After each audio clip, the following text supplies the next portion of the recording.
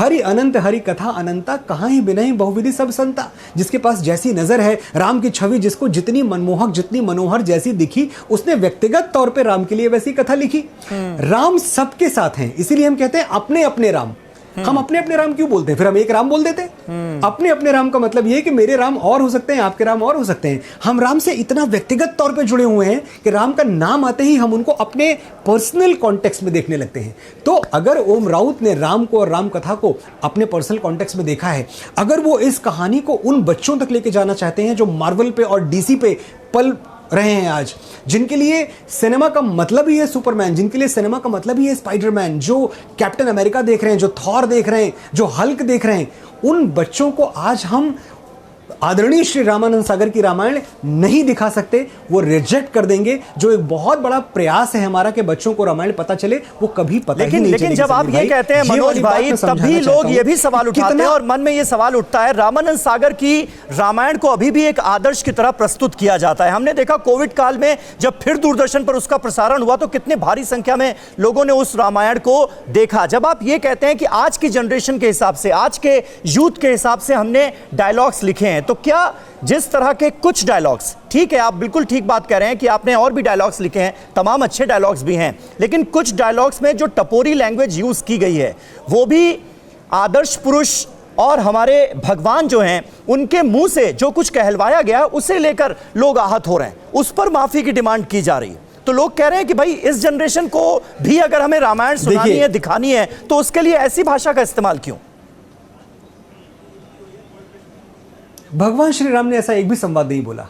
जहां सवाल आता है कि कौन कैसा बोलता है, तो ये आप भी जानते हैं कि एक फिल्म में अलग अलग चरित्र होते हैं, अलग अलग पात्र होते हैं, और हर पात्र अपनी पृष्ठभूमि और अपनी ज्योग्राफिकल बैकग्राउंड, अपनी सोशल अपब्रिंगिंग के हिसाब से कुछ ना कुछ बोलता है। और ये जब आपके हाथ में कलम है, तो मेरे लिए तो बड़ा आसान था समीर भाई, कितना आसान था मेरे लिए कि जो मैंने आदरणीय श्री रामानंद सागर की रामायण में देखा है वो तो प्रचलित ही, उस पर तो किसी को कोई आपत्ति नहीं है, मैं वही लिख दूं दूसरी भाषा में घुमा के, मेरे लिए कितना आसान था। लेकिन प्रयास ये था कि क्या 2023 में इतनी सुसंस्कृत भाषा हनुमान जी अगर बोले तो कहीं वो डिस्कनेक्ट तो नहीं हो जाएगा? क्यों ना वो ऐसा करें कि थोड़ी सी मस्ती में बोले, थोड़े से मनमौजीपन में बोले, थोड़े से अल्हड़पन में बोले।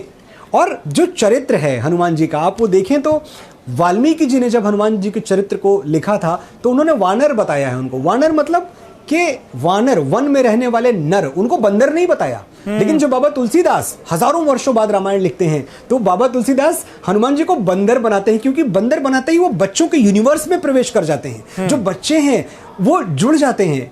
और ये आपको भी पता है कि सबसे ज्यादा अगर लोकप्रिय कोई पात्र भारतवर्ष के बच्चों में रामायण का है तो वो हनुमान जी का, बजरंगबली का पात्र है। उसके लिए हमें धन्यवाद देना चाहिए बाबा तुलसीदास को कि उन्होंने बच्चों से हनुमान जी को जोड़ दिया।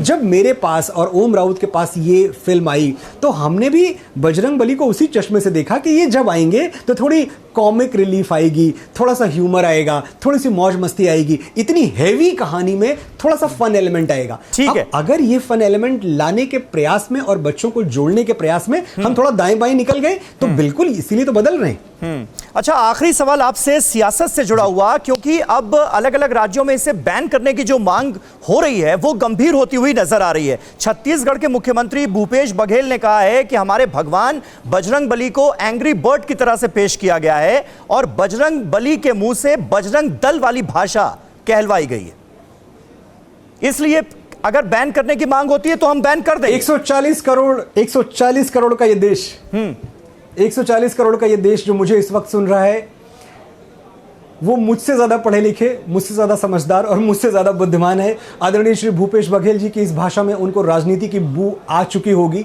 बजरंग बली, बजरंग दल, ये राजनीतिक रोटियां सेकने से ये लोग कभी बाज नहीं आएंगे।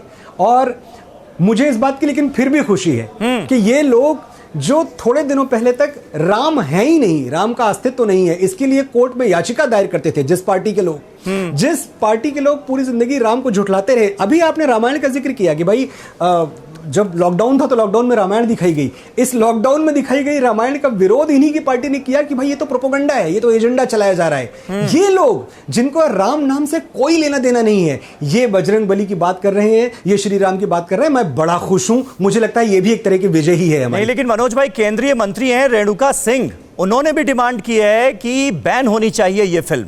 करोड़ों हिंदुओं की भावनाओं को आहत किया इस फिल्म ने। मैंने ये स्टेटमेंट सुना नहीं, मैंने सिर्फ भूपेश बघेल जी का ये बिल्कुल ताजा स्टेटमेंट है, केंद्रीय मंत्री हैं, पढ़ नहीं लूंगा, बीजेपी के सांसद हैं और उन्होंने डिमांड की है। मैं इस बारे में टिप्पणी तब तक नहीं करूंगा जब तक मैं इसका पूरा आगे पीछे सब नहीं जान लेता। चलिए ठीक है, बस तो ये आप बता दीजिए कि एक हफ्ते के अंदर अंदर ये जो चेंज की बात आपने की है, डायलॉग्स में बदलाव की बात की है, वो हो जाएगा क्या? पॉसिबल है ये बहुत मुश्किल है लेकिन पॉसिबल है, और एक हफ्ता भी नहीं, मतलब मुझे अभी कहना नहीं चाहिए, मैं अनाउंस नहीं करना चाहता, मैं तो कोशिश ये करूंगा, दिन रात हमने अपने लोगों को काम पे लगा रखा है, कोशिश मेरी रहेगी कि 3 दिन के अंदर ये डायलॉग्स बदल के और थिएटर में रिलीज हो जाएं। चलिए बहुत बहुत शुक्रिया मनोज मुंतशिर जी हमसे बातचीत करने के लिए।